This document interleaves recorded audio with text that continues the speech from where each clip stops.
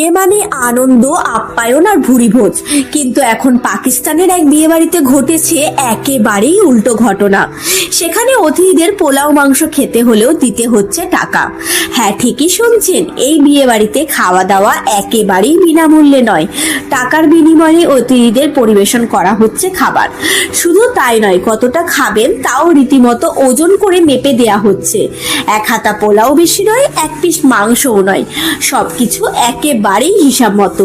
এই অদ্ভুত ঘটনাটির video viral হয়েছে আব্দুল্লাহ ব্লগস নামের এক চ্যানেল থেকে। ভিডিওতে দেখা যাচ্ছে খাটিয়ার ওপর বসে খাতা কলম হাতে এক ব্যক্তি অতিথিদের কাছ থেকে নিচ্ছেন টাকা। পাশে দাঁড়িয়ে রয়েছেন আবার বর।